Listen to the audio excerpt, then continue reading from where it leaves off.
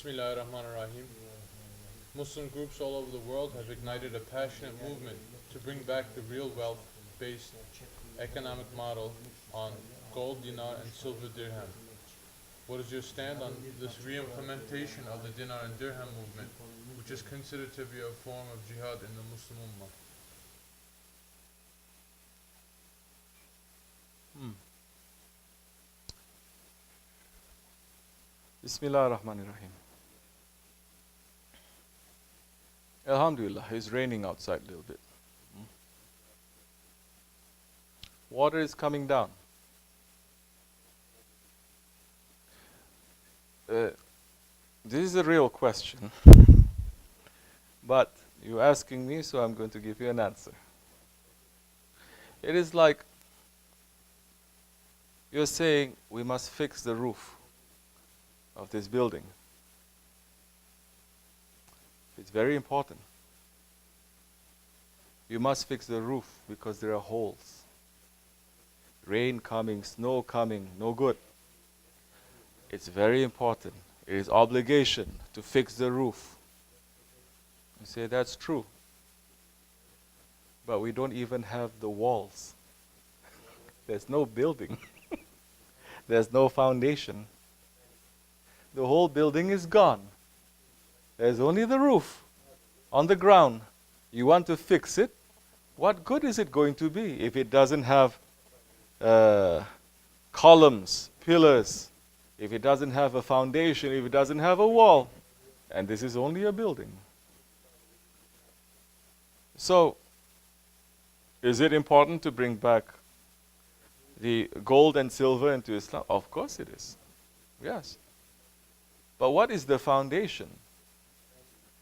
There is a foundation that this economic system in Islam is resting on. It doesn't rest on invisible columns, invisible pillars. It's like saying we have to have a really good roof. I'm saying yes, but you don't have a building. And there is no foundation. So what good is a roof then that time? Even if you have the most perfect roof, what good is it? Because water is still going to go up and under and everywhere. So, what is the foundation of Islamic civilization? This is the question. The foundation of Islamic civilization, it is not gold and silver. If you think the foundation of Islam is gold and silver, then you are wrong.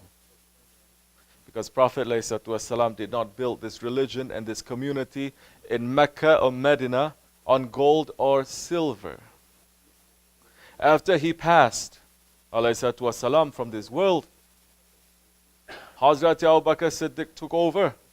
He did not take over. He was given an order to represent him. And he became the Khalifah. The Khilafat and the Ummah did not continue to establish itself with gold or silver. What was the foundation of the Islamic civilization after the Prophet passed? What was the foundation of Islam when the Prophet was living? Gold and silver? What was it? Say. During the Prophet's time, it was the Prophet. He was the foundation, isn't it? He is the foundation. He is the building holding everything together. After Prophet passed, what is the foundation of Islam, Islamic civilization? Is it still gold and silver, economic movements? It is Khilafat. So, the Khilafat is the foundation. The Khilafat is the building. The Khilafat is the walls. With that, everything was built. Then you can put the roof on. You're not going to put the roof first. So now, where is our foundation? It is gone. It is gone. It is lost. Muslims rejected it because they say we want nationalism. We want democracy. We don't want Khalifah. We don't want Shariat. We want to throw away what Prophet established for 1400 years, continuing. We want to throw that all away. And now we're paying for it. What did we gain after we threw it away? Continuously bloodshed, punishment, humiliation, oppression, zulm. Since the Khilafat, since the Holy Ottoman Khalifah, they removed him from the throne. So every Muslim country rules itself. Muslim countries forgot about their past. Muslim countries forgot about everything. They forgot how to sit. They forgot how to eat. They forgot how to dress. They forgot how to speak properly. They forgot how to have proper celebration. Once you forget everything, you think that time is so easy now just to put an economic system saying this is Muslim economic system. Because Islam, you can separate Islam. You can separate Islam economic system from Islamic lifestyle, from the Islamic practice in your life. That is what is called a civilization. Everything has to come together. You cannot separate it. We did not. We have never separated for over 1300 years. But last 100 years we decide to separate. And we reject 1400 years of Islamic civilization. We want to start new, following to the West. What did we gain? Nothing. We gain only humiliation. What did we lose? Everything. Muslims have a passion. They should put that passion into something that is giving benefit for this time. And now, this is when we enter into the secrets of the last days.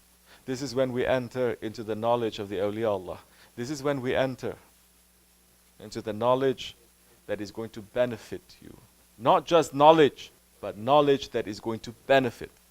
Because knowledge that does not give you benefit, Allah is saying, what is it? It is Malayani. And Allah's curse is on those who are busy with Malayani, meaning busy with knowledge that doesn't concern them. What is the knowledge that concerns all of us? First, you have to find a leader. First, you have to find a Khalifah. First, you have to find that one who is going to take the flag of the Prophet ﷺ. And the whole ummah is going to be united under him. That's the time. And you're going to start now the Islamic civilization, of which the Shariat-based economic system is subsidiary. It is one part of this whole civilization called the Islamic civilization. You cannot just pick and choose. People who are really pushing for this, it's really showing that you have no knowledge either of the past or you have no knowledge what is happening in the present. So what if one Muslim country decides to have gold and silver only? What is that going to change? Do we think that the world that we're living now, every country that exists in this world right now, they are existing by themselves without any support and without depending on other countries? Can we say that? Can we say any country now is independent from any other country? That it can do whatever it wants? In that way, yes, we are not sovereign nations. We are dependent nations. We are not nations that are free, completely free to decide our destiny. Our destinies now are intertwined, and our destinies now are entangled, and they're pulled by those who have power. So, what happens now? Even if we have one Muslim country that says we're only going to have gold and silver, what's going to happen? That country will not survive. Because for the whole system to exist properly, the entire ummah has to participate. That's what makes Islam an Islamic empire, not Islam, Pakistani Islam, Indonesian Islam, Chinese Islam, Malaysian Islam. That is what we're having today. One whole ummah, all the way from Europe to Southeast Asia, Russia to Africa. We are together. The Kafirs, they know that. They're getting together. They have what is called what? European nations are coming together. Union. Where is there a Muslim union? Why not? You know what? We've always had Muslim union for 1400 years. That is called Khilafat. What happens when you have a hand like this? Each finger is separate, correct? You can take each finger out. Person can take it and twist it. What happens when these fingers, they come together? Can you now separate it? Can you break it? No, you cannot. And it has a power. Muslims haven't learned that yet. You can only have power like this, not like this. So we have a passion to change. This is misplaced. This is also another trick and an agenda for those ones to distract the Muslims from really thinking about the real issue, and they're thinking about all these secondary issues. If you don't have a foundation, you don't put up the walls, you can never fix the roof. The foundation of Islam is not the roof. The foundation of Islam is not gold and silver. The foundation of Islam, it is Khilafat.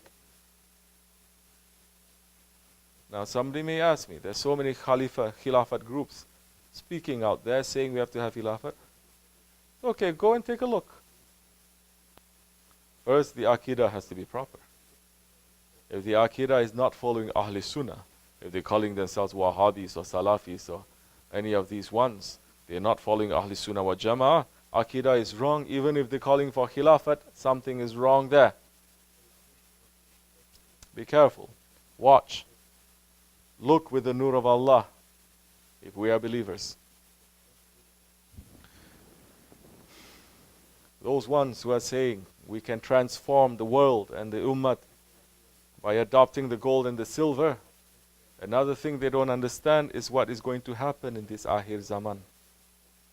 How this world will change, how the ummah is going to change, how Dajjal is changing this world, and how Mahdi alayhi salam is going to change.